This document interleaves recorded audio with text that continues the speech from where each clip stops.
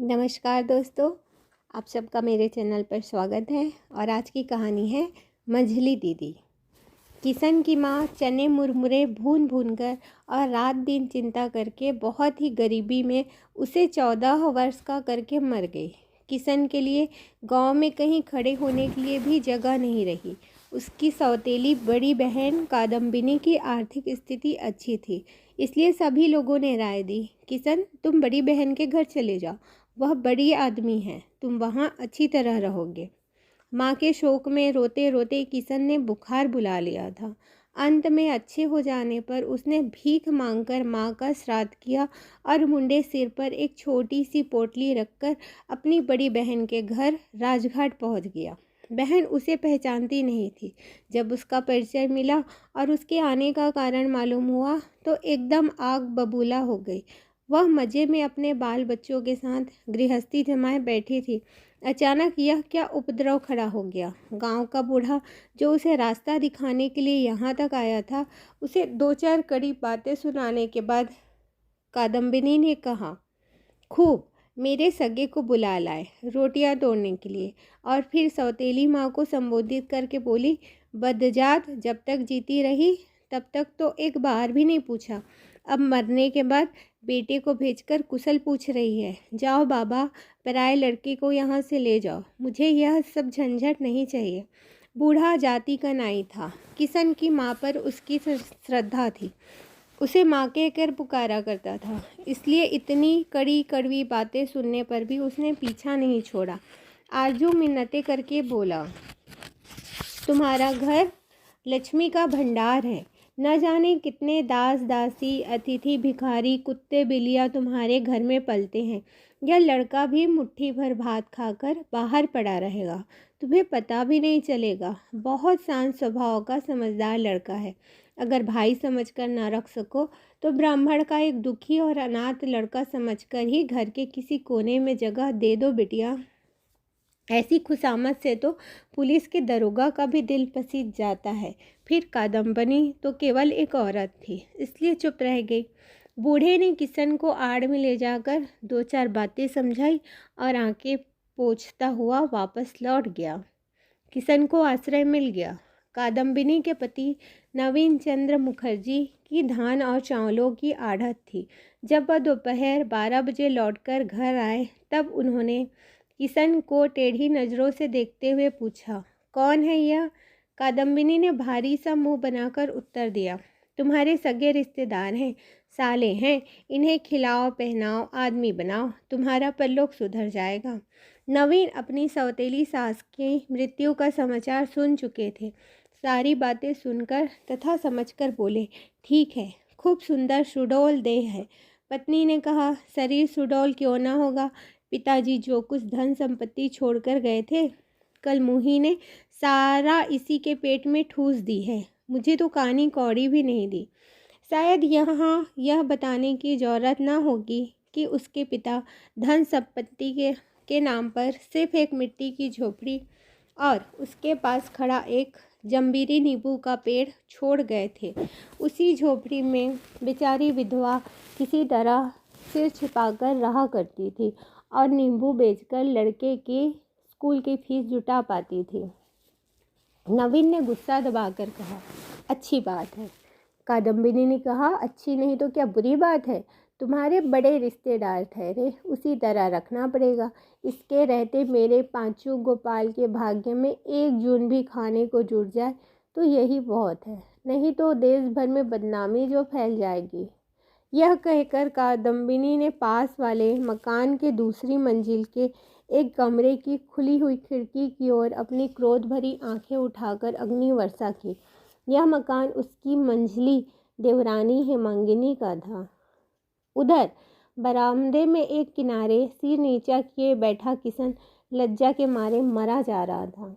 भंडार घर में जाकर कादम्बिनी नारियल की भरेठी से थोड़ा सा तेल निकाल लाई और किशन के पास रखकर बोली, अब झूठ मूठ तस्वीर बहाने की जरूरत नहीं, जाओ ताल में नहा आओ, तुम्हें तेल फूले लगाने की आदत तो नहीं है। इसके बाद उसने जरा ऊंची आवाज़ में अपने पति से कहा, तुम नहाने जाओ तो इन बाबू साहब को भी लेते जाना, कहीं डूब डाब गए तो घर भर के हाथों में रस्सी पड़ जाएगी।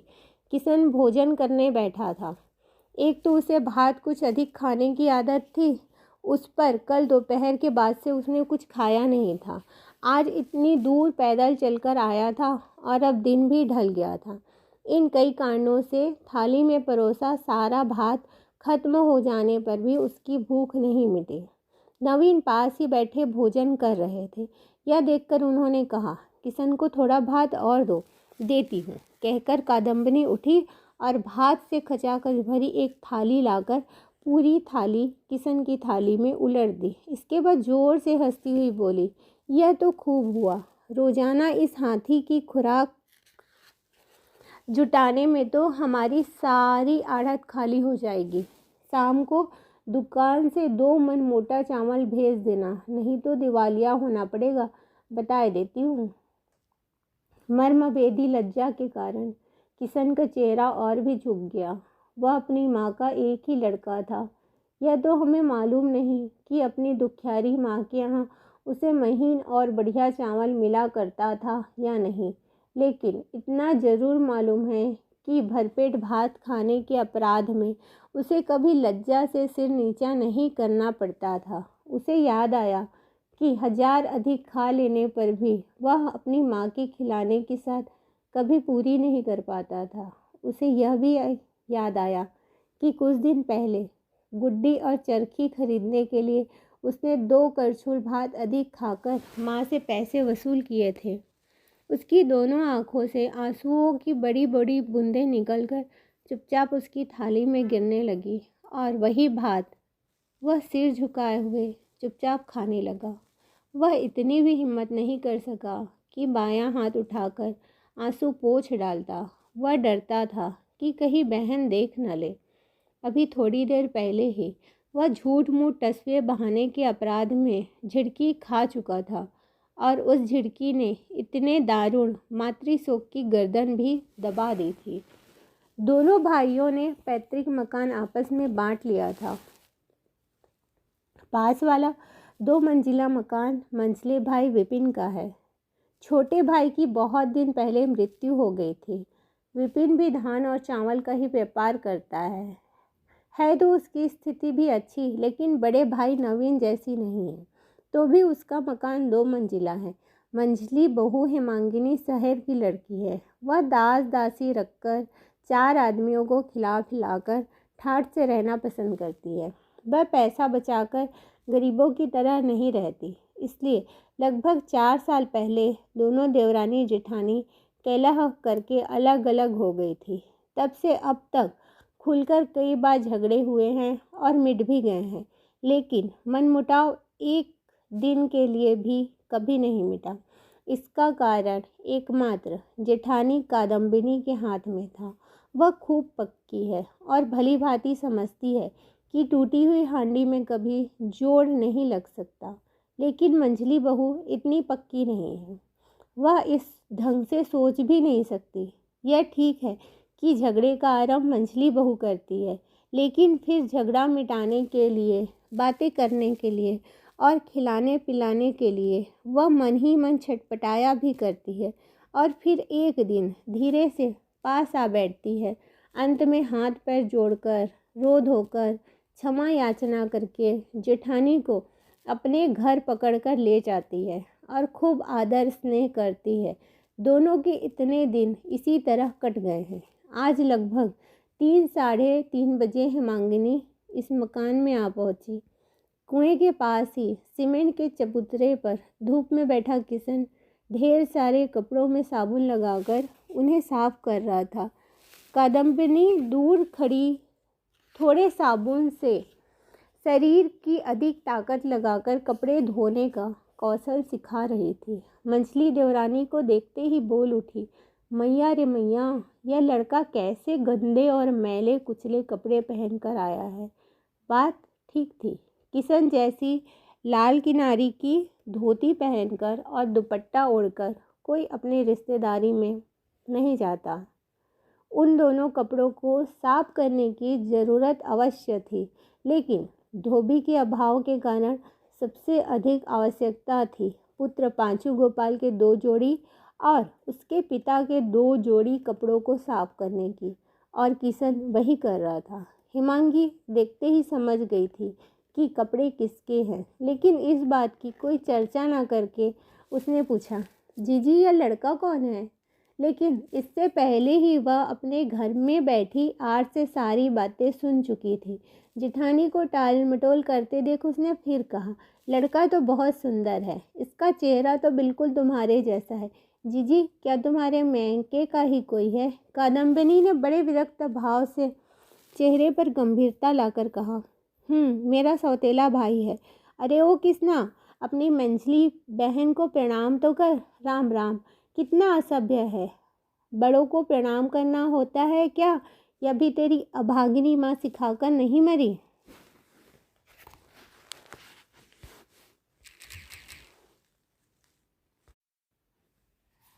किशन हड़बड़ाकर उठ खड़ा हुआ और कादम्बिनी के पैरों के पास आकर प्रणाम करना ही चाहता था कि वह बिगड़कर बोली, अरे मरा, क्या पागल और बहरा है? किसे प्रणाम करने को कहा और किसे प्रणाम करने लगा? असल में जब से किशन यहाँ आया है तभी से निरंतर होती तिरस्कार और अपमान की चोटों से उसका दिमाग ठिकाने नहीं रह गया है। उस फटकार से परेशान और हदबुद्धि सा होकर जो ही उसने हेमांगी के पैरों के पास आकर सिर झुकाया, त्यों ही उसने हाथ पकड़कर उसे उठा लिया और उसकी ठोड़ी छूकर आशीर्वाद देते हुए बोली, बस बस बस, रहने दो भैया, हो चुका, तुम जीते रहो। किशन मूर्ख की तरह उसके चेहरे की ओर देखता रहा, मानो यह बात उसके दिमाग में बैठी ही ना हो कि इस देश में कोई इस तरह भी बातें कह सकता है। उसका वह कुंठित, भयभीत और असहाय मुख देखते ही हेमांगिनी का कलेजा हिल गया। अंदर से रुलाई सी फूट पड़ी। वह अपने आप को संभाल नहीं सकी। जल्दी से उस अभागे अनाथ बालक को खींचकर सीने से चिपटा लिया और उसका थकान तथा पसीने से डूबा चेहरा अपने आंचल से पोंछते हुए जिठानी से बोली, हाय हाय जीजी, भला इससे कपड़े धुलवाए जाते हैं? किसी नौकर को क्यों नहीं बुला लिया? कादम्बिनी सहसा अवाक रह गई, उत्तर ना दे सकी, लेकिन दूसरे ही पल अपने आप को संभाल कर बोली, मंझली बहू, मैं तुम्हारी तरह धनवान नहीं हूँ जो घर में 10-20 नौकर चाकर रख सकूँ। हमारे एक गृहस्थों के घर। लेकिन उसकी बात समाप्त होने से पहले ही हेमांगिनी अपने घर की ओर मुँह करके लड़की को जोर से पुकार कर बोली, उमा, सिब्बू को यहाँ भेज दे बेटी, जरा आकर जेठानी के और पांचू के मैले कपड़े ताल में धोकर लाए और सुखा दे। इसके बाद उसने जेठानी की ओर मुड़कर कहा, आज शाम को किशन और पांचू गोपाल दोनों ही मेरे यहाँ खाएंगे। पांचू के स्कूल से आते ही मेरे यहाँ भेज देना, तब तक मैं इसे लिए जाती हूँ। इसके बाद उसने किशन से कहा, किशन, इनकी तरह मैं भी तुम्हारी बहन हूँ, आओ मेरे साथ आओ। कहकर वह किशन का हाथ पकड़कर अपने घर ले गई। कादम्बिनी ने कोई बाधा नहीं डाली। उल्टे उसने हेमांगिनी का दिया हुआ इतना बड़ा ताना भी चुपचाप हजम कर लिया, क्योंकि जिसने ताना दिया था उससे इस जून का खर्च भी बचा दिया था। कादम्बिनी के लिए संसार में पैसे से बढ़कर और कुछ नहीं था, इसलिए गाय दूध देते समय अगर लात मारती है तो वह उसे भी सहन कर लेती है। संध्या के समय कादम्बिनी ने पूछा, क्यों रे किशन, वहाँ क्या खाया? किशन ने बहुत लज्जित भाव से सिर झुकाकर कहा, पूड़ी। काहे के साथ खाई थी? किशन ने फिर उसी प्रकार कहा, रोहू मछली के मुंड की तरकारी, संदेश, रसगुल्ला। अरे मैं पूछती हूँ कि मंझली बहू ने मछली की मुंड किसकी थाली में परोसी थी? सहसा यह प्रश्न सुनकर किशन का चेहरा लाल पीला पड़ गया। प्रहार के लिए उठे हुए हथियार को देखकर रस्सी से बंधे हुए जानवर की जो हालत होती है, किशन की भी वही हालत होने लगी। देर करते हुए देखकर कादम्बिनी ने पूछा, तेरी ही थाली में परोसा था ना? बहुत बड़े अपराधी की तरह किशन ने सिर झुका दिया। पास ही बरामदे में बैठे नवीन तंबाकू पी रहे थे। कादम्बिनी ने उन्हें संबोधित करके कहा, सुन रहे हो ना? नवीन ने संक्षेप में हूँ करके फिर तंबाकू का कस खींचा। कादम्बिनी गर्म होकर कहने लगी, यह अपनी है, जरा इस सगी चाची का व्यवहार तो देखो। वह क्या नहीं जानती कि मेरे पांचू गोपाल को मछली का मुंड कितना अच्छा लगता है। तब उसने क्या समझकर वह मुंड उसकी थाली में परोस कर इस तरह बेकार ही बर्बाद किया। अरे हाँ रे किसान, संदेश और रसगुल्ले तो तूने पेट भर कर खाए ना। कभी 7 जन्म में भी तूने ऐसी चीज़ें ना देखी होंगी। इसके बाद फिर पति की ओर देखकर कहा, जिसके लिए मुट्ठी भर भात भी गनीमत हो, उसे पूड़ी और संदेश खिलाकर क्या होगा। लेकिन मैं तुमसे कहे देती हूँ कि मझली बहू अगर किशन को बिगाड़ ना दे तो तुम मुझे कुतिया कहकर पुकारना। नवीन बिल्कुल चुप रहे, क्योंकि उन्हें ऐसी दुर्घटना पर विश्वास नहीं हुआ कि कादम्बिनी के रहते हुए मझली बहू किशन को बिगाड़ सकेगी। लेकिन उनकी पत्नी को स्वयं अपने आप पर ही विश्वास नहीं था, बल्कि उसे इस बात का 16 आने डर था कि मैं सीधी साधी और भली मानुस हूँ, मुझे जो भी चाहे ठग सकता है। इसलिए उसने तभी से अपने छोटे भाई के मानसिक उत्थान और पतन के प्रति अपनी पैनी नज़रें बिछा दी। दूसरे ही दिन 2 नौकरों में से एक नौकर की छुट्टी कर दी गई। किशन नवीन की धान और चावल वाली आढ़त में काम करने लगा। वहाँ वह चावल आदि तौलता बेचता, 4-5 कोस का चक्कर लगाकर गांव से नमूने ले आता, और जब दोपहर को नवीन भोजन करने आते तब दुकान देखता। 2 दिन बाद की बात है। नवीन भोजन करने के बाद नींद समाप्त करके लौटकर दुकान पर गए और किशन खाना खाने घर आया। उस समय 3 बजे थे। वह तालाब से नहाकर लौटा तो उसने देखा बहन सो रही है। उस समय उसे इतनी जोर की भूख लग रही थी कि आवश्यक होता तो शायद वह बाघ के मुंह से भी खाना निकल लाता, लेकिन बहन को जगाने का वह साहस नहीं कर पाया। वह रसोई घर के बाहर बरामदे में एक कोने में चुपचाप बैठा बहन के जागने की प्रतीक्षा कर रहा था कि अचानक उसने पुकार सुनी, किशन। हेमांगिनी को बीच बीच में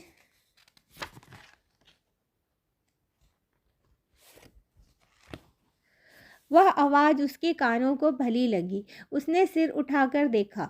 मंझली बहन अपनी दूसरी मंजिल के कमरे में खिड़की के पास खड़ी है। किशन ने एक बार देखा और फिर सिर झुका लिया। थोड़ी देर में हेमांगिनी नीचे उतर आई और उसके सामने आकर खड़ी हो गई। फिर बोली, कई दिन से दिखाई नहीं दिया किशन, यहाँ चुपचाप क्यों बैठा है? एक तो भूख में वैसे ही आंखें छलक उठती है, उस पर ऐसी स्नेह भरी आवाज़, उसकी आंखों में आंसू मचल उठे। वह सिर झुकाए चुपचाप बैठा रहा, कोई उत्तर न दे सका। मंझली चाची को सभी बच्चे प्यार करते हैं। उसकी आवाज़ सुनकर कादम्बिनी की छोटी लड़की बाहर निकल आई और चिल्लाकर बोली, किशन मामा, रसोई घर में तुम्हारे लिए भात ढका हुआ रखा है, जाकर खा लो। माँ खा पी कर सो गई है। हेमांगिनी ने चकित होकर कहा, किशन ने अभी तक खाना नहीं खाया और तेरी माँ खा पी कर सो गई? क्यों रे किशन, आज इतनी देर क्यों हो गई? किशन सिर झुकाए बैठा रहा। टूनी ने उसकी ओर से उत्तर दिया, मामा को तो रोजाना ही इतनी देर हो जाती है। जब बापूजी खा पी कर दुकान पर पहुंच जाते हैं तभी यह खाना खाने आते हैं। हेमांगिनी समझ गई कि किशन को दुकान के काम पर लगा दिया गया है। उसे यह आशा तो कभी नहीं थी कि उसे खाली बिठाकर खाने को दिया जाएगा। फिर भी इस ढलती हुई बेला को देखकर और भूख प्यास से बेचैन बालक के मुंह को निहारकर उसकी आंखों से आंसू बहने लगे। वह आंचल से आंसू पोंछती हुई अपने घर चली गई। कोई 2 ही मिनट के बाद हाथ में दूध से भरा हुआ एक कटोरा लेकर आ गई, लेकिन रसोई घर में पहुंचते ही वह काँप उठी और मुंह फेरकर खड़ी हो गई। किशन खाना खा रहा था। पितल की थाली में ठंडा सूखा और ढेले जैसा बना हुआ भात था। एक और थोड़ी सी दाल थी और पास ही तरकारी जैसी कोई चीज़। दूध पाकर उसका उदास चेहरा खुशी से चमक उठा। हेमांगिनी दरवाजे से बाहर आकर खड़ी रही।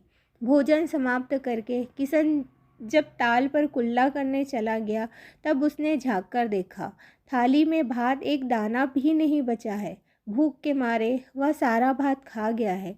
हेमांगिनी का लड़का भी लगभग इसी उम्र का था। वह सोचने लगी कि अगर कहीं मैं न रहूं और मेरे लड़के की यह दशा हो तो इस कल्पना मात्र से रुलाई की एक लहर उसके अंतर से उठी और गले तक आकर फेनिल हो उठी। उस रुलाई को दबाए हुए वह अपने घर चली गई। हेमांगिनी को बीच बीच में सर्दी के कारण बुखार हो जाता था और 2-3 दिन रहकर आप ही आप ठीक हो जाता था।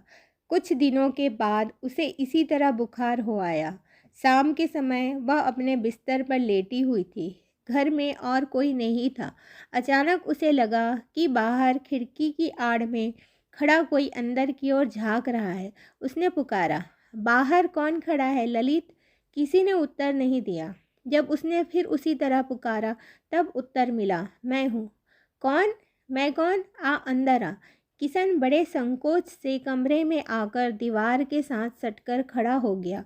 हेमांगी उठकर बैठ गई। उसे अपने पास बुलाकर बड़े प्यार से बोली, क्यों रे किशन, क्या बात है? किशन कुछ और आगे खिसक आया और अपने मैले दुपट्टे का छोर खोलकर 2 अधपके अमरूद निकालकर बोला, बुखार में यह बहुत फ़ायदा करते हैं। हेमांगिनी ने बड़े आग्रह से हाथ बढ़ाकर पूछा, यह तुझे कहाँ मिले? मैं तो कल से लोगों की कितनी खुशामद कर रही हूँ, लेकिन किसी ने लाकर नहीं दिए। यह कहकर हेमांगिनी ने अमरूद सहित किशन का हाथ पकड़कर उसे अपने पास बिठा लिया। मारे लज्जा और आनंद के किशन का झुका हुआ चेहरा लाल पड़ गया। हालांकि यह अमरूद के दिन नहीं थे और हेमांगिनी अमरूद खाने के लिए बिल्कुल लालायित भी नहीं थी, तो भी यह 2 अमरूद खोजकर लाने में दोपहर की सारी धूप किशन ने अपने सिर पर से निकाली थी। हेमांगिनी ने पूछा, हारे किशन, तुझसे किसने कहा था कि मुझे बुखार आया है? किशन ने कोई उत्तर नहीं दिया। हेमांगिनी ने फिर पूछा, और यह किसने कहा कि मैं अमरूद खाना चाहती हूँ? किशन ने इसका भी कोई उत्तर न दिया। उसने जो सिर नीचा किया सो फिर उसे ऊपर उठाया ही नहीं। हेमांगिनी ने पहले ही जान लिया था कि लड़का स्वभाव से बहुत ही डरपोक और लज्जालू है। उसने उसके सिर पर हाथ फेरकर बड़े प्यार से भैया कहा और न जाने कितनी चतुराई से उसका भय दूर करके उससे बहुत सी बातें जान ली। उसने पहले तो बड़ी जिज्ञासा प्रदर्शित करके बड़े प्यार से पूछा कि तुम्हें यह अमरूद कहाँ और किस तरह मिले। फिर धीरे धीरे उसने गांव घर की बातें, माँ के बारे में, यहाँ तक कि खाने पीने की व्यवस्था और दुकान पर उसे जो जो काम करने पड़ते हैं उन सब का विवरण एक एक करके पूछ लिया और तब अपनी आंखें पोंछते हुए बोली, देख किशन, तू अपनी इस मंझली बहन से कभी कोई बात मत छिपाना। जब भी जिस चीज़ की भी ज़रूरत हो चुपचाप यहाँ आकर मांग लेना। मांग लेगा ना? किशन ने बड़ी प्रसन्नतापूर्वक सिर हिलाकर कहा, अच्छा, वास्तविक स्नेह किसे कहते हैं यह किशन ने अपनी गरीब माता से सीखा था। इस मंझली बहन में उसे स्नेह की झलक पाकर उसका रुका हुआ मातृशोक पिघलकर बहने लगा। उठते समय उसने मंझली बहन के चरणों की धूल अपने माथे लगाई और फिर जैसे हवा पर उड़ता हुआ बाहर निकल गया। लेकिन उसकी बड़ी बहन की अप्रसन्नता और क्रोध दिन पर दिन बढ़ता ही गया, क्योंकि वह सौतेली माँ का लड़का है, बिल्कुल असहाय और मजबूर है। ज़रूरी होने पर भी बदनामी के डर से घर से भगाया नहीं जा सकता और किसी को दिया भी नहीं जा सकता। इसलिए जब उसे घर में रखना ही है तो जितने दिन उसका शरीर चले उतने दिन उससे खूब कसकर मेहनत करा लेना ही ठीक है। घर लौटकर आते ही बहन पीछे पड़ गई, क्यों रे किशन, तू दुकान से भागकर सारी दोपहर कहाँ रहा? किशन चुप रहा। कादम्बिनी ने बहुत ही बिगड़ कर कहा, बता जल्दी। लेकिन किशन ने फिर भी कोई उत्तर नहीं दिया। कादम्बिनी उन लोगों में से नहीं थी जिनका क्रोध किसी को चुप रहते देखकर कम हो जाता है। इसलिए वह बात उगलवाने के लिए जितनी जिद करती गई, बात न उगलवा पाने के कारण उसका क्रोध उतना ही बढ़ता गया। अंत में उसने पांचू गोपाल को बुलाकर उसके कान मलवाए और रात को उसके लिए हांडी में चावल भी नहीं डाले। चोट चाहे कितनी ही गहरी क्यों ना हो, लेकिन यदि उसे छुआ न जाए तो महसूस नहीं होती। पर्वत की चोटी से गिरते ही मनुष्य के हाथ पांव नहीं टूट जाते, वह तभी टूटते हैं जब पैरों के नीचे की कठोर धरती उस वेग को रोक देती है। ठीक यही बात किशन के बारे में हुई। माता की मृत्यु ने जिस समय उसके पैरों के नीचे का आधार एकदम खिसका दिया था, तब से बाहर की कोई भी चोट उसे धूल में नहीं मिला सकी थी। वह गरीब का लड़का जरूर था, फिर भी उसने कभी दुख नहीं भोगा था और घुड़की झिड़की से भी उसका कभी परिचय नहीं हुआ था। तो भी यहाँ आने के बाद से अब तक उसने कादम्बिनी द्वारा दिए गए कठोर दुख और कष्टों को चुपचाप झेल लिया था, क्योंकि उसके पैरों के नीचे कोई सहारा नहीं था। लेकिन आज वह इस अत्याचार को सहन नहीं कर पाया, क्योंकि आज वह हेमांगिनी के मात्र स्नेह की मजबूत दीवार पर खड़ा था और इसलिए आज के इस अत्याचार और अपमान ने उसे एकदम धूल में मिला दिया। माता और पुत्र दोनों मिलकर उस निरपराध बालक पर शासन करके, झिड़कियाँ देकर, अपमान करके, दंड देकर चले गए और वह अंधेरे में ज़मीन पर पड़ा बहुत दिनों के बाद अपनी माँ को याद करके और मंझली बहन का नाम ले लेकर फूट फूट कर रोता रहा। दूसरे दिन सवेरे ही किशन चुपचाप हेमांगिनी के घर पहुंचकर उसके बिस्तर पर पैरों की ओर जाकर बैठ गया। हेमांगिनी ने अपने पैर थोड़े से ऊपर खींच लिए और बड़े प्यार से कहा, किशन दुकान पर नहीं जाएगा? अब जाऊंगा, देर मत कर भैया, इसी समय चला जा, वरना वह गालियां देने लगेंगी। किशन का चेहरा एक बार लाल पड़ा और फिर पीला पड़ गया। अच्छा जाता हूँ, कहकर वह उठ खड़ा हुआ। उसने कुछ कहने की कोशिश की, लेकिन फिर चुप हो गया। हेमांगिनी ने जैसे उसके मन की बात समझ ली, पूछा, क्या मुझसे कुछ कहना चाहता है भैया? किशन ने जमीन की ओर देखते हुए बहुत ही कोमल स्वर से कहा, मंझली दीदी, कल से कुछ भी नहीं खाया है? कल से कुछ भी नहीं खाया? क्या कहता है किशन? कुछ देर तक तो हेमांगिनी चुप रही, फिर तुरंत ही उसकी आंखों में आंसू भर आए और धीरे धीरे झरझर करके बहने लगे। उसने उसका हाथ पकड़कर अपनी ओर खींच लिया और अपने पास बैठाकर जब एक एक करके सारी बातें जान ली तो कहा, कल रात को ही यहाँ क्यों नहीं चला आया? किशन चुप रहा। हेमांगिनी ने आंचल से आंसू पोंछते हुए कहा, भाई, तुझे मेरे सिर की सौगंध, आज से मुझे अपनी मरी हुई माँ की जगह ही समझना। कुछ समय के बाद ही यह सब बातें कादम्बिनी के कानों तक पहुँच गई। उसने अपने घर से ही मंझली बहू को पुकार कर कहा, क्या मैं अपने भाई को खिला नहीं सकती जो तुमने उसके गले पड़कर इतनी बातें कही? बातों का ढंग देखकर हेमांगिनी के सारे बदन में आग लग गई, लेकिन क्रोध को छिपाकर बोली, अगर मैंने गले पड़कर कुछ कहा भी है तो इसमें दोष क्या हो गया? कादम्बिनी ने कहा, अगर मैं तुम्हारे लड़के को बुलाकर उससे इस तरह की बातें कहूँ तो तुम ही बताओ तुम्हारी क्या इज्जत रह जाएगी? अगर तुम उसे इस तरह बढ़ावा दोगी तो मैं उसे नियंत्रण में कैसे रख सकूंगी? अब हेमांगिनी बर्दाश्त नहीं कर सकी। उसने कहा, बहन, 15-16 साल तुम्हारे साथ रहकर गृहस्थी चला चुकी हूँ, मैं तुम्हें अच्छी तरह पहचानती हूँ। पहले अपने लड़के को भूखा रखकर उस पर शासन करो, तब दूसरे के लड़के पर करना, तब गले पड़कर कुछ कहने नहीं आऊँगी। कादम्बिनी ने भड़क कर कहा, मेरे पांचू गोपाल के साथ उसकी तुलना, देवता के साथ मंदिर की बराबरी? मंझली बहू, मैं सोचती हूँ इसके बाद तुम ना जाने और भी क्या क्या कहती फिरोगी।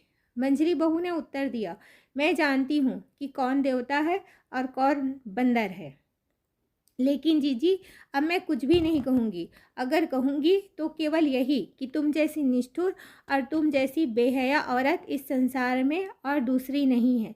यह कहकर उत्तर की अपेक्षा किए बिना हेमांगिनी ने अपनी खिड़की बंद कर ली। उस दिन शाम को जब घर में मालिकों के लौट आने का समय हुआ, कादम्बिनी ने अपने घर के आंगन में खड़े होकर दासी को निशाना बनाकर ऊंची आवाज़ में गरजना बरसना शुरू कर दिया। जो रात दिन काम करते हैं वही इसकी व्यवस्था करेंगे। देखती हूँ, माँ से बढ़कर मौसी को दर्द है। अपने भाई का दुख दर्द मैं नहीं समझती, समझते हैं पराए।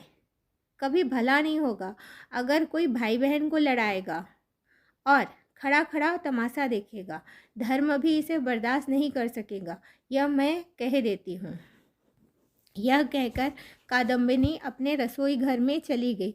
देवरानी जेठानी में इस ढंग की गाली गलौज और कोसा काटी अनेक बार और अनेक तरीके से हो चुकी थी, लेकिन आज वह अस्वस्थ थी, इसलिए बर्दाश्त न कर सकी। उठकर खिड़की के पास आ खड़ी हुई और बोली, जीजी इतना ही कहकर चुप क्यों हो गई? शायद भगवान ने अभी तक तुम्हारी पुकार न सुनी हो। थोड़ी देर और हमारे सर्वनाश की कामना करो। जेठ जी घर आए वह सुन ले, तब तक वह भी आ जाए और वह भी सुन ले। अगर इतने में भी तुम थककर चुप हो जाओगी तो काम कैसे चलेगा? कादम्बिनी तत्काल झपटकर आंगन में आ गई और सिर ऊपर उठाकर चिल्ला उठी, मैंने क्या किसी सत्यानाशी का नाम लिया है? हेमांगिनी ने बड़े संयत स्वर में कहा, भला तुम किसी का नाम क्यों लेने लगी जीजी? नाम लेने का अधिकार तुम्हें है ही नहीं। लेकिन क्या तुम यह समझती हो कि दुनिया में केवल एक तुम ही सयानी और समझदार हो और बाकी सब बेवकूफ़ है? ठोकर मारकर किसका सिर तोड़ रही हो यह क्या कोई समझता नहीं? अब कादम्बिनी ने अपना वास्तविक स्वरूप धारण कर लिया और खूब मुंह बिचका बिचका कर, हाथ पैर नचा नचा कर कहना शुरू कर दिया, भले ही कोई समझ ले, जिसका दोष होगा उसी को तो बुरा लगेगा। और फिर क्या तुम ही सारी बातें समझती हो? मैं नहीं समझती। जब किशन आया था तो 2 चाटे खाकर नहीं करता था, जो कहती थी चुपचाप वही करता था, लेकिन आज दोपहर को किसी ताकत पर जवाब दे गया। जरा पूछ कर देखो इस प्रसन्न की माँ से। और फिर दासी की और उंगली से इशारा कर दिया। प्रसन्न की माँ ने कहा, हाँ मंझली बहू, यह तो ठीक है। आज दोपहर को जब वह भात छोड़कर उठ खड़ा हुआ तब मालकिन ने कहा, जब इस भात के लिए बिना यमराज के घर जाना पड़ेगा तब इतनी अकड़ किस लिए? इस पर वह क्या कह गया, अपनी मंझली बहन के होते हुए मैं किसी से नहीं डरता। कादम्बिनी ने बड़े गर्व से कहा, अब तो मालूम हो गया। बताओ किसके बल पर उसे इतनी अकड़ है? देखो मंझली बहू, आज मैं तुमसे साफ साफ कह देती हूँ, तुम उसे बार बार मत बुलाया करो। भाई बहन के बीच में तुम मत पड़ो। हेमांगिनी ने फिर कुछ नहीं कहा। एक केचुए ने भी सांप की तरह कुंडली मारकर काटा है, यह सुनकर उसके आश्चर्य की सीमा नहीं रही। वह खिड़की के सामने से हटकर सोचने लगी कि कितने भारी अत्याचारों को सहते रहने के बाद उस मासूम बच्चे के द्वारा यह संभव हुआ होगा। हेमांगिनी का सिर भारी हो गया और ज्वर मालूम होने लगा, इसलिए वह असमय ही पलंग पर बेजान सी पड़ गई। उसके पति कमरे में आए और उसकी ओर ध्यान दिए बिना ही गुस्से में भरकर कहने लगे, आज भाभी के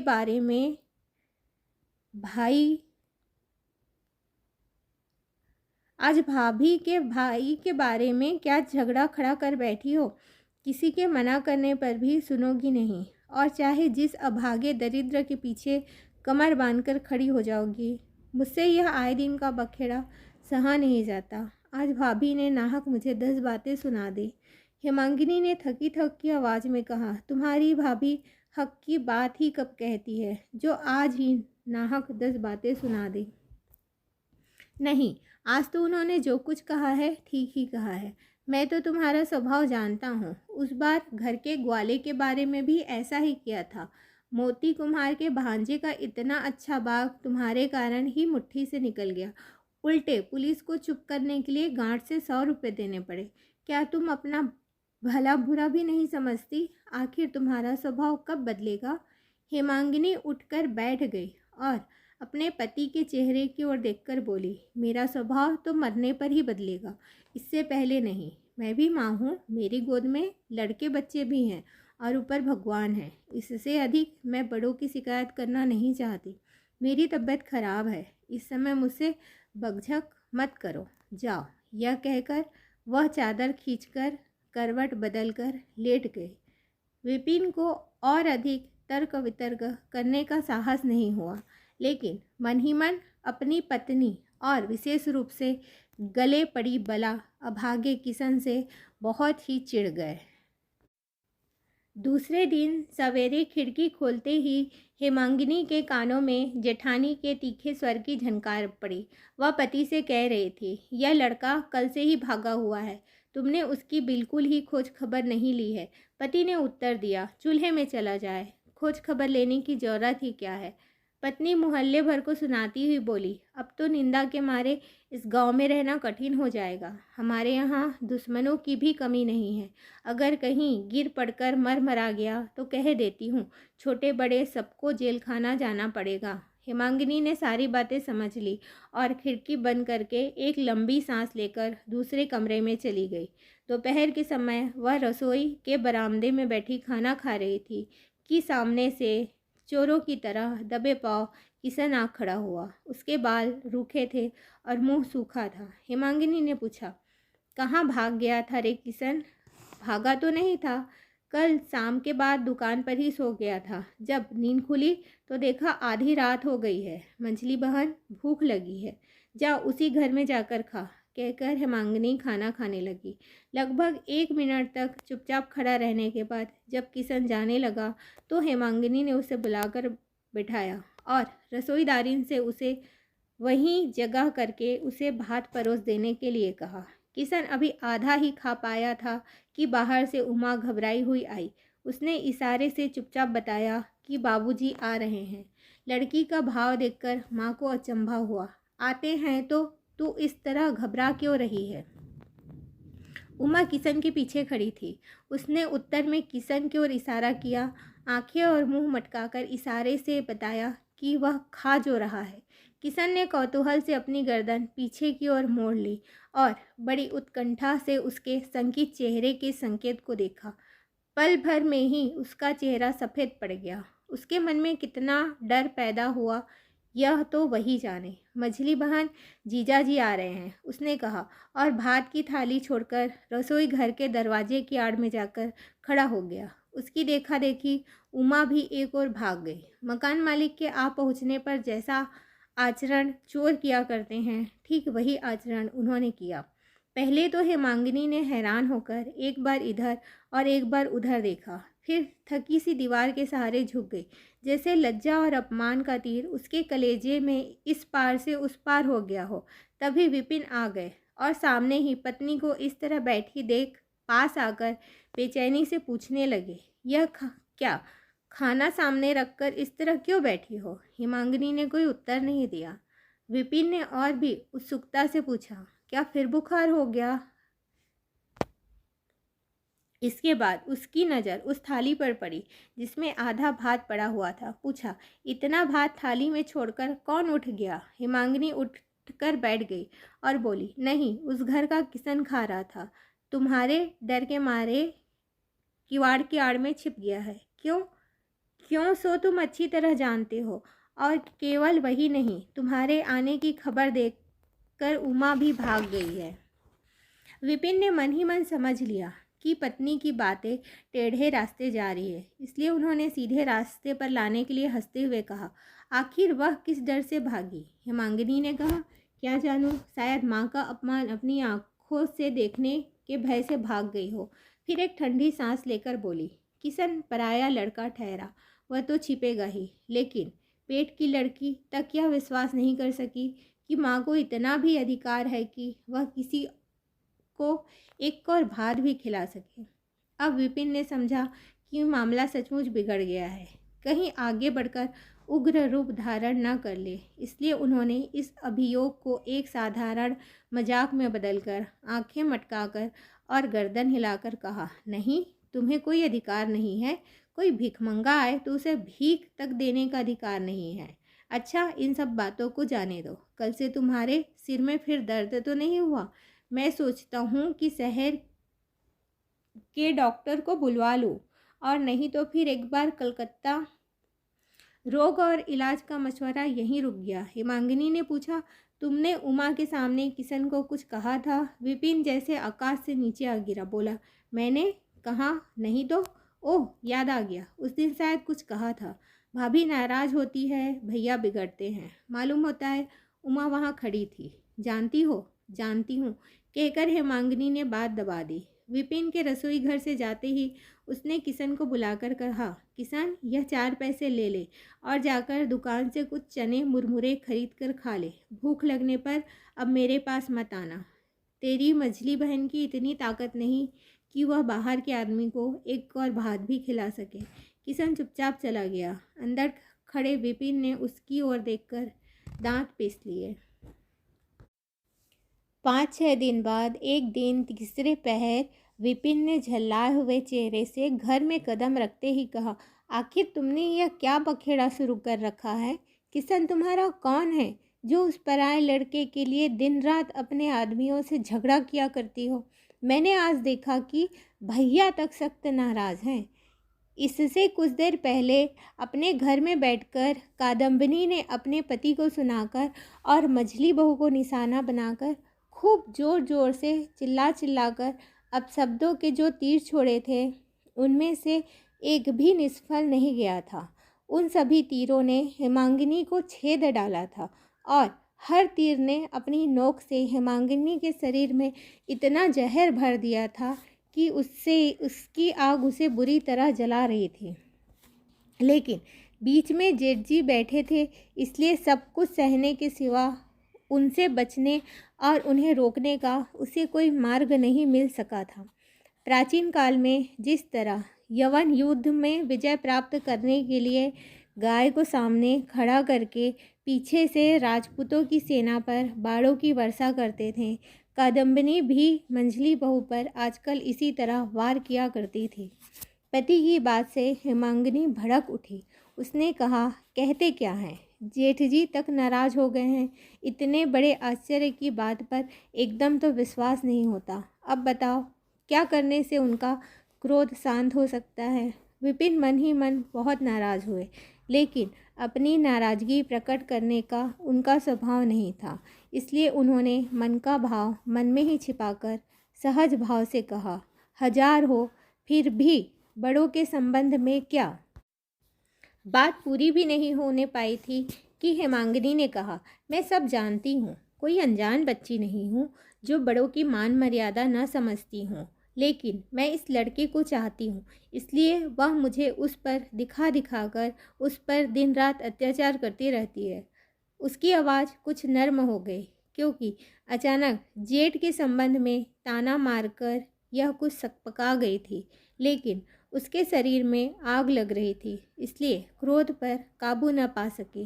विपिन अंदर ही अंदर उन लोगों के पक्ष में थे, क्योंकि एक पराये लड़के के लिए अपने बड़े भाई से बेकार ही झगड़ा करना उन्हें पसंद नहीं था। पत्नी की इस सकपकाहट को देखकर मौका पाकर उन्होंने कुछ जोर देकर कहा, अत्याचार कुछ भी नहीं करते, अपने लड़के को कायदे में रखते हैं, काम धंधा सिखाते हैं। इसमें अगर तुम्हें कष्ट हो तो कैसे काम चलेगा? और फिर वह ठहरे बड़े लोग, जो भी चाहें करें।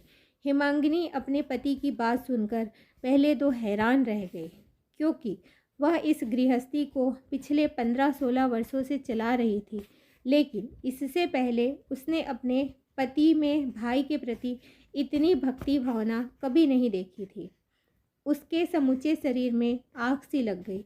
उसने कहा, अगर वह पूज्य हैं, बड़े हैं, तो मैं भी माँ हूँ। अगर बड़े लोग अपना सम्मान आप ही नष्ट कर डालेंगे तो मैं कहाँ से उनकी भरपाई करूँगी? विपिन शायद इसका कुछ उत्तर देना चाहते थे, लेकिन रुक गए, क्योंकि तभी दरवाजे के बाहर किसी ने दुखी आवाज़ में बड़ी विनम्रता से पुकारा, मझली बहन।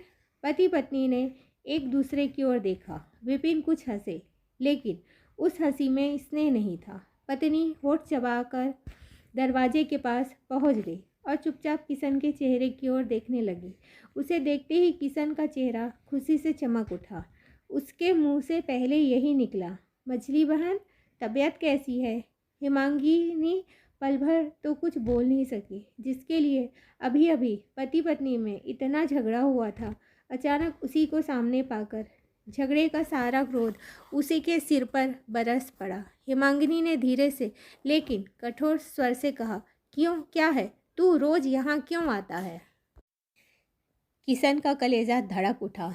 हेमांगिनी का यह स्वर उसे वास्तव में इतना कठोर सुनाई दिया कि उस अभागे बालक को यह समझने में देर नहीं लगी कि हेमांगिनी नाराज़ है। भय, आश्चर्य और लज्जा से उसका चेहरा काला पड़ गया। उसने धीरे से कहा, देखने आया हूँ। विपिन ने हंसकर कहा, तुम्हें देखने के लिए आया है। इस हंसी ने जैसे मुंह चिढ़ाकर हेमांगिनी का अपमान किया। चोट खाई सर्पनी की तरह एक नज़र पति पर डालकर उसने नज़रें फेर ली और किशन से बोली, अब तू यहाँ मत आना, जा। अच्छा, किशन ने इतना कहकर अपने चेहरे पर बिखरी कालिमा को हंसी से ढकने का प्रयत्न किया, लेकिन इससे उसका चेहरा और भी स्याह और भद्दा बन गया। वह मुंह नीचा करके चला गया। उस चेहरे की काली छाया अपने चेहरे पर लिए हेमांगिनी ने एक बार पति की ओर देखा और जल्दी से कमरे से निकल गई। 4-5 दिन बीत गए, लेकिन हेमांगिनी का ज्वर कम न हुआ। डॉक्टर पिछले दिन कह गया था कि सीने में सर्दी बैठ गई है। अभी अभी शाम का दिया जला था, तभी ललित अच्छे अच्छे कपड़े पहनकर कमरे में आकर बोला, माँ, आज दत्त बाबू के यहाँ कठपुतली का नाच होगा, मैं जाकर देखा हूँ। माँ ने कुछ हंसकर कहा, क्यों रे ललित, आज 5-6 दिन से तेरी माँ बीमार पड़ी है, तू कभी एक बार भी पास आकर नहीं बैठा? ललित लज्जित होकर सिरहाने पर आ बैठा। माँ ने बड़े प्यार से बेटे की पीठ पर हाथ रखकर पूछा, अगर मेरी बीमारी अच्छी ना हो और मैं मर जाऊं तो तू क्या करेगा? खूब रोएगा ना? हटो, तुम अच्छी हो जाओगी। इतना कहकर ललित ने माँ के सीने पर हाथ रख दिया। माँ बेटे का हाथ अपने हाथ में लेकर चुप हो गई। ज्वर के समय पुत्र के हाथ का यह स्पर्श उसके समूचे बदन को शीतल करने लगा। जी चाहा वह इसी तरह बैठा रहे, लेकिन थोड़ी देर बाद ही ललित जाने के लिए छटपटाने लगा। शायद कठपुतलियों का नाच शुरू हो गया हो। यह सोचते सोचते उसका मन अंदर ही अंदर अस्थिर हो उठा। बेटे की मन की बात समझकर माँ ने मन ही मन हंसते हुए कहा, अच्छा जा देखा, लेकिन ज़्यादा रात मत करना। नहीं माँ, मैं जल्दी ही आ जाऊँगा। इतना कहकर ललित चला गया, लेकिन 2 मिनट बाद ही वह लौट आया और बोला, माँ एक बात कहूँ? माँ ने हंसते हुए कहा, 1 रुपया चाहिए ना? उस ताक पर रखे हैं, ले ले, लेकिन 1 से ज़्यादा मत लेना। नहीं माँ, रुपया नहीं चाहिए। बताओ, मेरी बात मानोगी? माँ ने आश्चर्य से कहा, रुपया नहीं चाहिए तो फिर क्या बात है? ललित खिसक कर माँ के और भी पास पहुँच गया और बोला, जरा किशन को आने दोगी? कमरे में नहीं आएंगे, दरवाजे के पास ही एक बार तुम्हें देखकर चले जाएंगे। वह कल भी बाहर आकर बैठे थे, आज भी बैठे हुए हैं। हेमांगिनी हड़बड़ाकर उठ बैठी और बोली, जा जा ललित, अभी बुला ला। हाय हाय, बेचारा बाहर बैठा है और तुम लोगों ने मुझे बताया भी नहीं। डर के मारे अंदर आना नहीं चाहते। इतना कहकर ललित चला गया। 1 ही मिनट के बाद किशन कमरे में आया और ज़मीन की ओर सिर झुकाकर दीवार के सहारे खड़ा हो गया। हेमांगिनी ने कहा, आ भैया आ। किशन उसी तरह चुपचाप खड़ा रहा। तब हेमांगिनी ने खुद ही उठकर उसका हाथ पकड़ा और बिछौने पर बिठा लिया। फिर उसकी पीठ पर हाथ फेरते हुए कहा, हाँ रे किशन, उस दिन बकझक की थी, इसलिए शायद तू अपनी मंझली बहन को भूल गया। सहसा किशन फूट फूट कर रोने लगा। हेमांगिनी को कुछ आश्चर्य हुआ, क्योंकि आज तक किशन को किसी ने रोते हुए नहीं देखा था। अनेक दुख और यातनाएं मिलने पर भी वह चुपचाप सिर झुका लेता है, कभी किसी के सामने रोता नहीं है। उसके स्वभाव से हेमांगिनी परिचित थी, इसलिए आश्चर्य से बोली, छी, रोना किस लिए? राजा बेटा कहीं आंसू बहाया करते हैं। उत्तर में किशन ने धोती के छोर को मुंह में भरकर यथाशक्ति रुलाई को रोकने की कोशिश करते हुए कहा, डॉक्टर ने कहा है कि कलेजे में सर्दी बैठ गई है। हेमांगिनी हंसते हुए बोली, बस इसलिए? राम राम, तू भी कैसा लड़का है। इतना कहते ही हेमांगिनी की आंखों से टप टप 2 बूंद आंसू टपक पड़े। उन्हें बाएं हाथ से पोंछकर उसके माथे पर हाथ रखते हुए कहा, सर्दी बैठ गई है। डॉक्टर ने भले ही यह कहा हो, अगर मैं मर जाऊं तो तू और ललित दोनों मिलकर मुझे गंगा जी तो पहुंचाओगे, क्यों पहुंचाओगे ना। उसी समय मंझली बहू, आज कैसी तबीयत है, कहती हुई कादम्बिनी आकर दरवाजे पर खड़ी हो गई। थोड़ी देर तक तो वो किशन की ओर घूरकर देखती रही, फिर बोली, लो यह तो यहाँ बैठा है, और यह क्या मंझली बहू के सामने रोकर दुलार हो रहा है। यह ढोंगी कितने छल छन जानता है। बहुत थक जाने के कारण हेमांगिनी अभी अभी तकिए के सहारे लेटी थी, लेकिन तत्काल तीर की तरह सीधी होकर उठ बैठी और बोली, जीजी मुझे आज 6-7 दिन से बुखार आ रहा है, तुम्हारे पैरों पड़ती हूँ, इस समय तुम चली जाओ। कादम्बिनी पहले तो कुछ सकपकाई, लेकिन तुरंत ही अपने आप को संभाल कर बोली, मंझली बहू तुमसे तो कुछ नहीं कहा, अपने भाई को डांट रही हूँ, इस पर तुम काटने को क्यों दौड़ रही हो। हेमांगिनी ने कहा, तुम्हारी डांट डपट तो रात दिन चलती ही रहती है, उसे घर जाकर करना, यहाँ मेरे सामने करने की ज़रूरत नहीं है, और ना मैं करने दूंगी। क्यों, क्या तुम घर से निकाल दोगी। हेमांगिनी ने हाथ जोड़कर कहा, जीजी मेरी तबीयत खराब है, मैं तुम्हारे पैरों पड़ती हूँ, या तो चुप रहो या चली जाओ। कादम्बिनी बोली, अपने भाई से भी कुछ नहीं कह सकती। हेमांगिनी ने उत्तर दिया, अपने घर जाकर कहना। हाँ सो तो अच्छी तरह कहूँगी, मेरे नाम खूब लगाई बुझाई की जाती है, वह सब मैं आज निकाल दूंगी। बदजाद झूठा कहीं का। मैंने कहा था कि गाय के गले में घंटी बांधने की रस्सी नहीं है किशन, जरा जाकर 2 अटिया पाट काट लो। तो बोला, बहन तुम्हारे पैरों पड़ता हूँ, जरा कठपुतली का नाच दिखाओ, यही है ना, कठपुतली का नाच देखा जा रहा है। यह कहकर कादम्बिनी छम छम पैर पटकती हुई वहाँ से चली गई। हेमांगिनी कुछ देर तक काठ की तरह बैठी रही, फिर लेटकर बोली, किशन तू कठपुतली का नाच देखने क्यों नहीं गया, चला गया होता तो वह सब बातें न सुननी पड़ती। जब तक लोग तुझे नहीं आने देते तब भैया हमारे यहाँ तू मत आया कर। किशन बिना कुछ कहे सुने चुपचाप चला गया, लेकिन थोड़ी देर बाद ही लौट आया और बोला, बहन हमारे गांव की विशालाक्षी देवी की बहुत ही जागती कला है, पूजा देने से सारे रोग शोक दूर हो जाते हैं। मंझली बहन दे दो ना उसकी पूजा। अभी अभी बेकार ही झगड़ा हो जाने के कारण हेमांगिनी का मन बहुत ही झल्ला उठा था। लड़ाई झगड़ा होता ही रहता है, लेकिन ऐसा बढ़िया बहाना मिल जाने पर इस अभागे की क्या दुर्दशा होगी, यह सोचकर उसकी छाती दुख, क्रोध और बेबसी से जल उठी थी। किशन जब फिर लौट कर आया तो हेमांगी उठकर बैठ गई। उसे अपने पास बैठाकर उसकी पीठ पर हाथ फेरती हुई रो पड़ी, फिर आंसू पोंछकर बोली, अच्छी हो जाऊंगी तब तुझे बुलाकर पूजा देने के लिए भेज दूंगी, अकेले जा तो सकेगा ना। किशन प्रसन्नता से आंखें फाड़कर बोला, बड़े मज़े से अकेले चला जाऊंगा मंझली बहन, तुम आज ही मुझे 1 रुपया देकर भेज दो, मैं कल सवेरे ही पूजा देकर तुम्हें प्रसाद ला दूंगा, उसे खाते ही तुम्हारे रोग दूर हो जाएंगे, मुझे आज ही भेज दो ना मंझली बहन। हेमांगिनी ने देखा अब उससे ठहरा नहीं जा रहा, बोली, लेकिन कल लौटने पर यह लोग तुझे बहुत मारेंगे। मारपीट का नाम सुनकर पहले तो किशन कुछ सहम उठा, लेकिन फिर खुश होकर बोला, भले ही मारे, तुम्हारा रोग तो दूर हो जाएगा। हेमांगिनी की आंखों से फिर आंसू बहने लगे। उसने कहा, क्यों रे किशन, मैं तो तेरी कोई भी नहीं हूँ, फिर मेरे लिए तुझे इतनी चिंता क्यों है। भला इस प्रश्न का उत्तर किशन कहाँ से खोज पाता। वह कैसे समझाए कि उसका दुखी और पीड़ित मन रात दिन रो रो कर अपनी माँ को खोजता फिरता है। थोड़ी देर तक हेमांगिनी की ओर देखकर बोला, तुम्हारा रोग जो दूर नहीं होता मंझली बहन, छाती में सर्दी बैठ गई है। हेमांगिनी हंस पड़ी, मेरी छाती में सर्दी बैठ गई है तो इससे तुझे क्या, तुझे इतनी चिंता क्यों है। किशन ने हैरानी से कहा, मुझे चिंता न होगी मंझली बहन, छाती में सर्दी बैठ जाना बहुत ही खराब है, अगर बीमारी बढ़ जाए तो फिर तुझे बुलवा लूँगी, लेकिन बिना बुलाए मत आना भैया। क्यों मंझली बहन। हेमांगिनी ने सिर हिलाकर दृढ़ता से कहा, नहीं, अब मैं तुझे यहाँ नहीं आने दूंगी, बिना बुलाए अगर तू आएगा तो मैं बहुत नाराज़ होंगी। किशन ने उसके मुंह की ओर देखकर डरते हुए पूछा, अच्छा तो बताओ कल सवेरे कब बुलाओगे। क्या कल सवेरे तुझे फिर आना चाहिए। किशन ने विवश होकर कहा, अच्छा सवेरे न सही दोपहर को आ जाऊंगा। ठीक है मंजली बहन।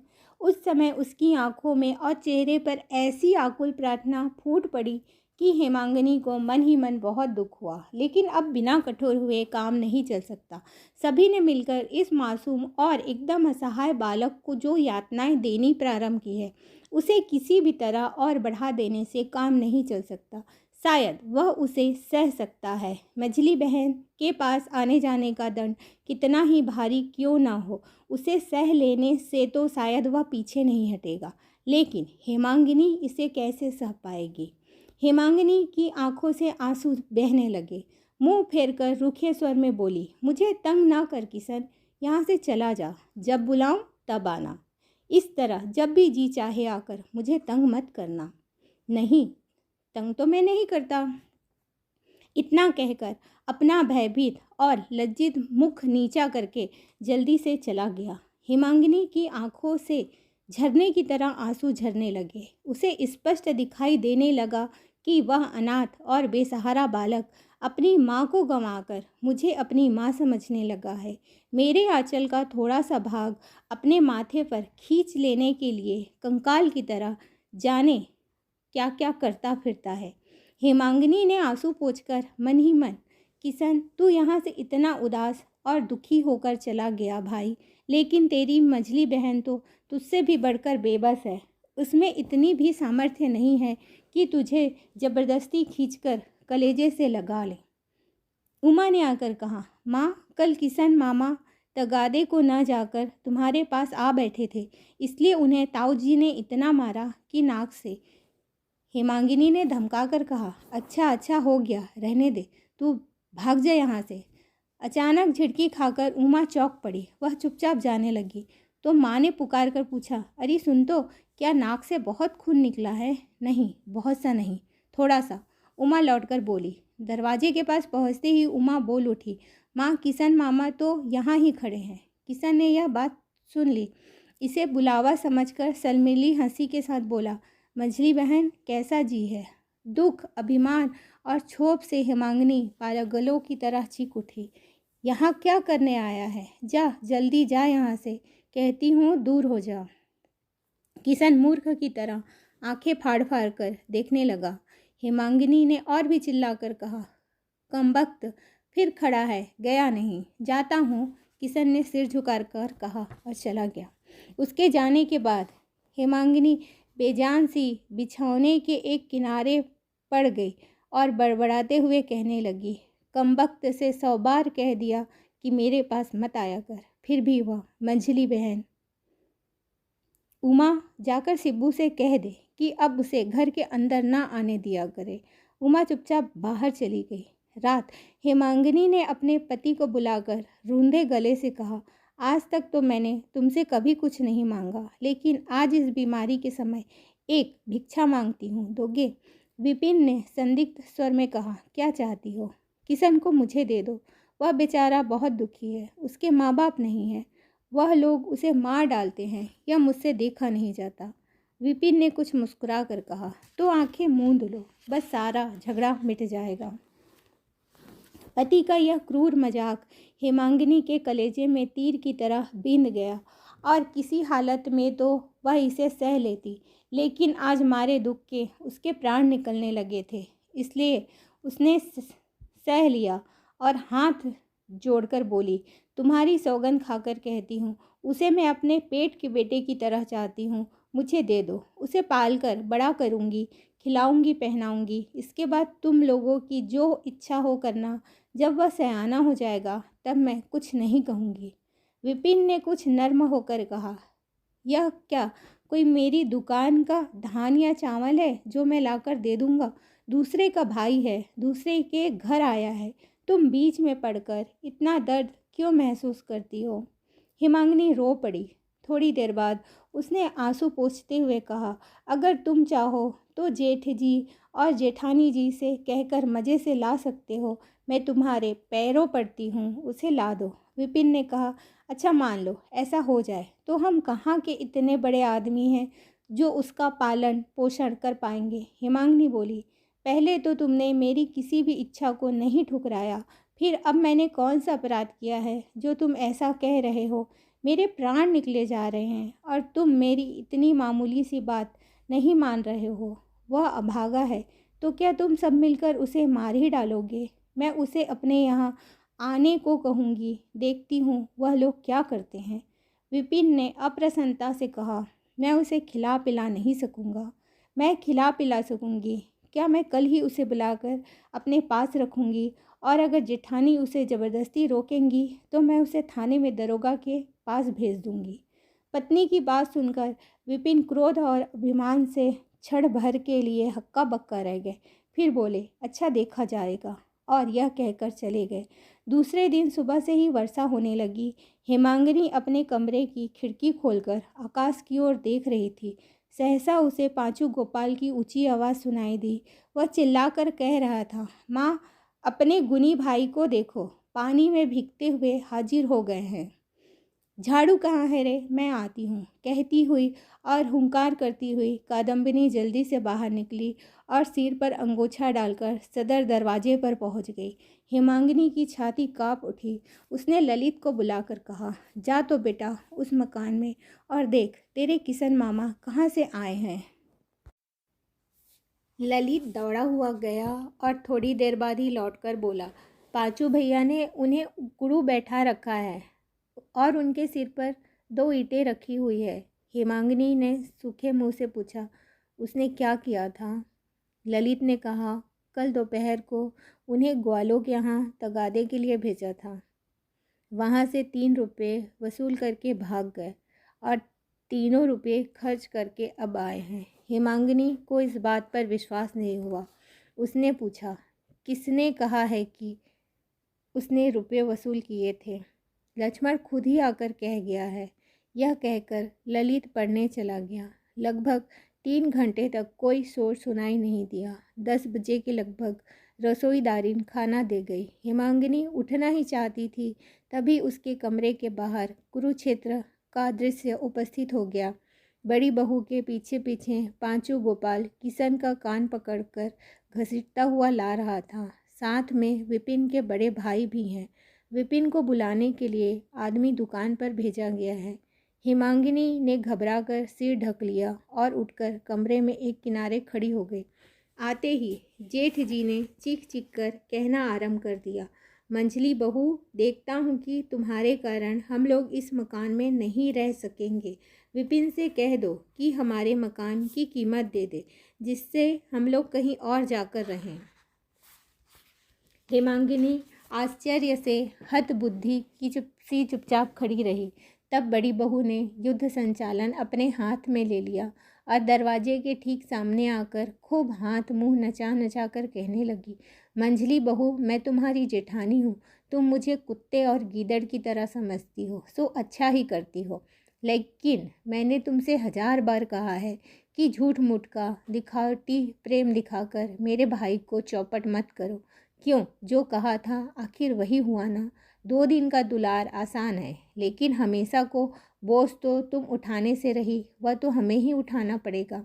हेमांगिनी ने सिर्फ यही समझा कि इन कड़वे बोलों से उस पर आक्रमण किया जा रहा है। उसने बहुत ही कोमल स्वर में पूछा, आखिर हुआ क्या? कादम्बिनी ने और भी अधिक हाथ मुंह मटका कर कहा, बहुत अच्छा हुआ है, बहुत बढ़िया हुआ है। तुम्हारी सीख मिलने से वसूल किए हुए रुपये चुराना सीख गया है और 2-4 दिन अपने पास बुलाकर सिखाओ पढ़ाओ तो संदूक का ताला तोड़ना और सेन लगाना भी सीख जाएगा। एक तो हेमांगिनी बीमार थी, उस पर यह निंदनीय, घृणित और मिथ्या अभियोग सुनकर वह अपना ज्ञान खो बैठी। आज तक उसने जेठ के सामने मुंह नहीं खोला था, लेकिन आज उससे नहीं रहा गया। बड़े कोमल स्वर में बोली, क्या मैंने ही उसे चोरी करना और डाका डालना सिखाया है जीजी? कादम्बिनी बोली, मैं कैसे जानूं कि तुमने सिखाया है या नहीं, लेकिन पहले तो उसका यह स्वभाव था नहीं। फिर आखिर तुम लोगों से छिप छिप कर इसकी बातें क्या होती है? उसे इतना बढ़ावा क्यों दिया जाता है? थोड़ी देर के लिए हेमांगिनी हक्का बक्का सी रह गई। यह बात उसके दिमाग में नहीं बैठ सकी कि कोई मनुष्य कभी किसी दूसरे मनुष्य पर इस प्रकार का आघात करके उसे इस तरह अपमानित कर सकता है। लेकिन यह दशा कुछ पल तक ही रही। दूसरे ही पल वह चोट खाई सिंहनी के समान बाहर निकल आई। उसकी आंखें अंगारों की तरह जल रही थी। जेठ को सामने देखकर सिर पर कपड़ा तो थोड़ा सा आगे खींच लिया, लेकिन अपने क्रोध पर काबू नहीं रख पाई। उसने जेठानी को संबोधित करके मीठे लेकिन अत्यंत कठोर स्वर में कहा, तुम इतनी बड़ी कमीनी हो कि तुम्हारे साथ बात करने में भी मुझे घृणा होती है। तुम इतने बेशर्म हो कि इस लड़के को अपना भाई भी कहती हो। अगर आदमी एक जानवर पालता है तो उसे भी भरपेट खाना खाने को देता है, लेकिन इस अभागे से तो सभी तरह के छोटे से छोटे काम लेकर भी तुमने इसे कभी भरपेट खाने को नहीं दिया। अगर मैं न होती तो अब तक वह भूखों मर गया होता।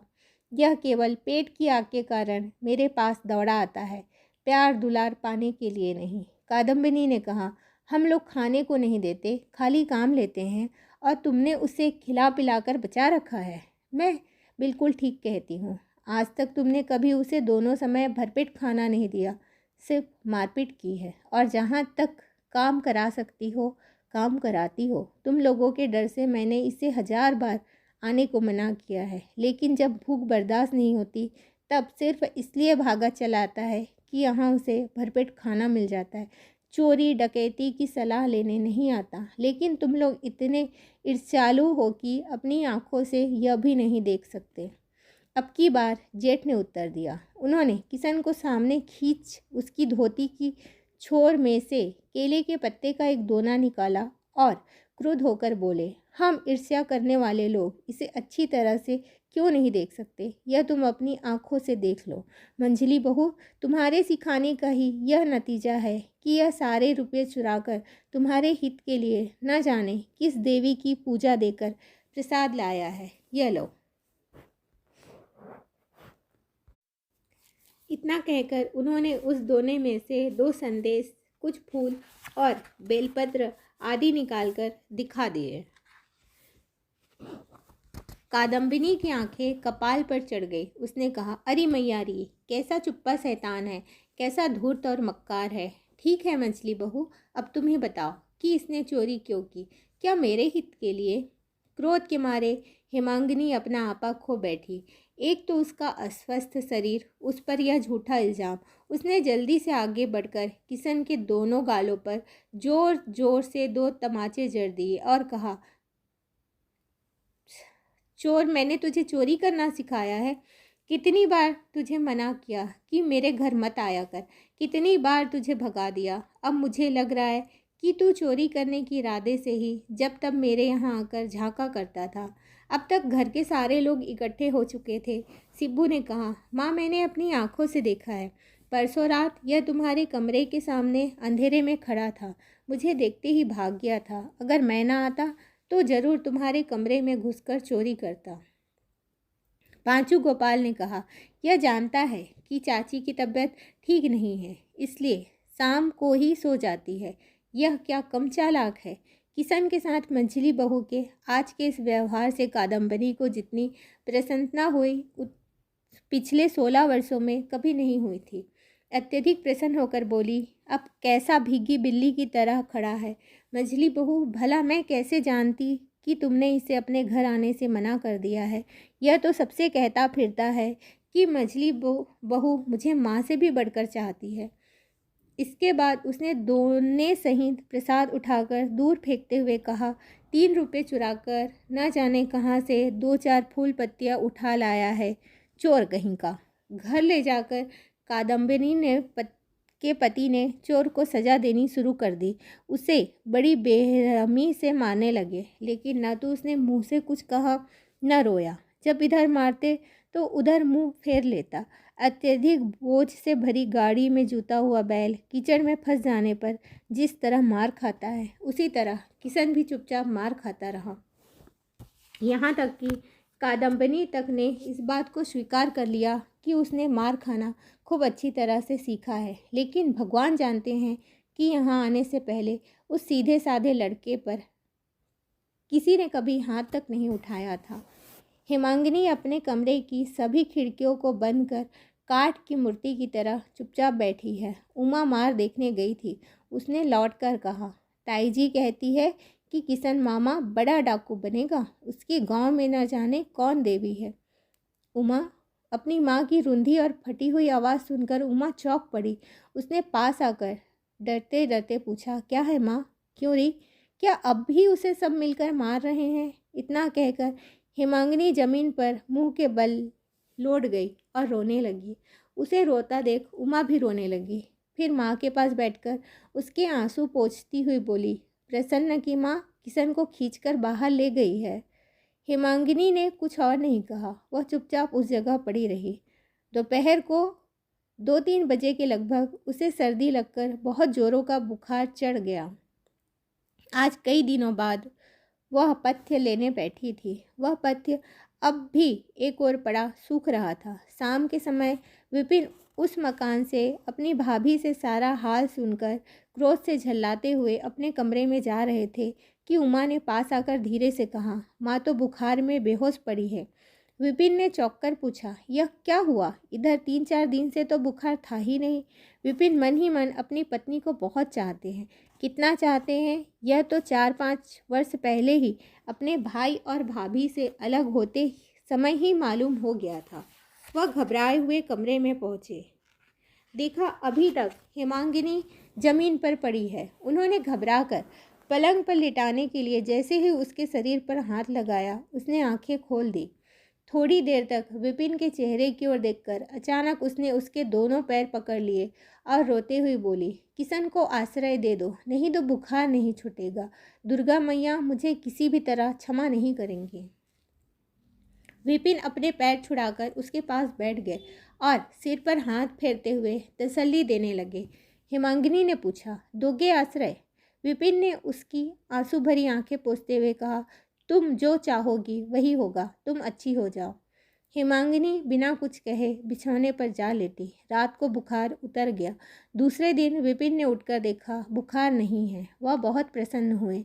नहा धोकर और जलपान करके जब वह दुकान पर जाने लगे तो हेमांगिनी ने उसके पास आकर कहा, मार पड़ने से किशन को बहुत तेज बुखार आ गया है, उसे मैं यहाँ ले आती हूँ।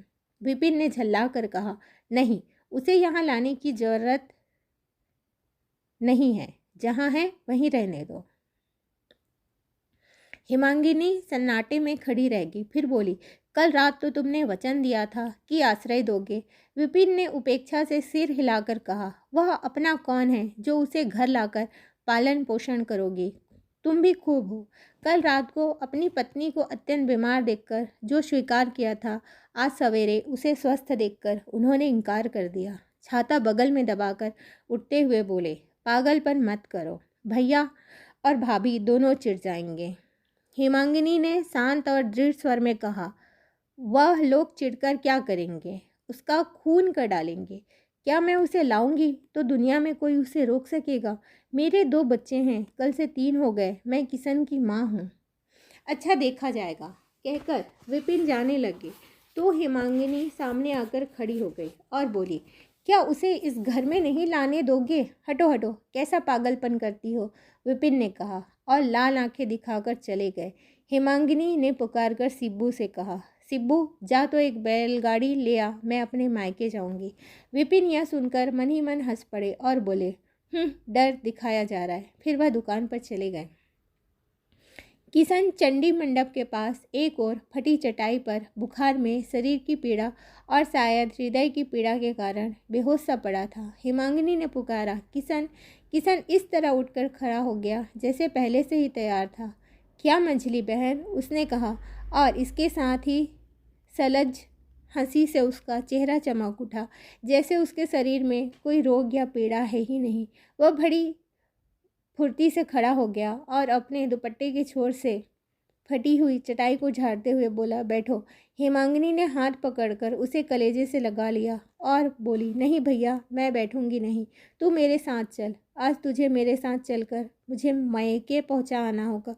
चलो, कहकर किशन ने अपनी टूटी हुई छड़ी बगल में दबा ली और फटा हुआ अंगोछा कंधे पर डाल लिया।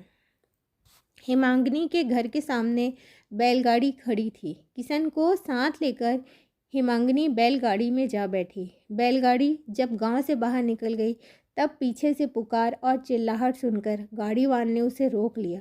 पसीने से लथपथ और लाल मुंह लिए विपिन वहां पहुंच गए और डरते डरते पूछने लगे, कहाँ जा रही हो? हिमांगिनी ने किशन की ओर इशारा करके कहा, इसके गांव जा रही हूँ। लौटोगी कब तक? हिमांगिनी ने गंभीर और दृढ़ स्वर में उत्तर दिया, जब भगवान लौटाएंगे तभी लौटूंगी। क्या मतलब? हिमांगिनी ने किशन की ओर हाथ उठाकर कहा, इसे जब कहीं आश्रय मिल जाएगा तभी, नहीं तो अकेली लौटकर ना आ सकूंगी, नहीं तो इसे लेकर ही रहना पड़ेगा। विपिन को याद आया कि उस दिन भी उन्होंने अपनी पत्नी के मुख पर यही भाव देखा था और ऐसे ही आवाज़ सुनी थी, जिस दिन मोती कुम्हार के निसहाय भांजे के बाग को बचाने के लिए वह अकेली ही सब लोगों के मुकाबले में खड़ी हो गई थी। उन्हें यह भी याद हो आया कि यह वह मझली बहू नहीं है जिसे आंखें दिखाकर किसी काम से रोका जा सके। विपिन ने नरमी से कहा, अच्छा अब क्षमा कर दो और घर चलो। हिमांगिनी ने हाथ जोड़कर कहा, नहीं, तुम मुझे क्षमा कर दो, मैं काम पूरा किए बिना किसी भी तरह लौट नहीं सकूंगी। विपिन एक क्षण अपनी पत्नी के शांत लेकिन दृढ़ चेहरे की ओर देखते रहे, फिर सहसा उन्होंने झुककर किशन का दायां हाथ पकड़कर कहा, किशन, अपनी मंझली बहन को घर लौटा ले चल भाई। मैं सौगंध खाता हूँ कि जब तक मैं जीवित रहूँगा तब तक दोनों भाई बहन को कोई भी अलग ना कर सकेगा। चल भाई, अपनी मंझली बहन को घर ले चल।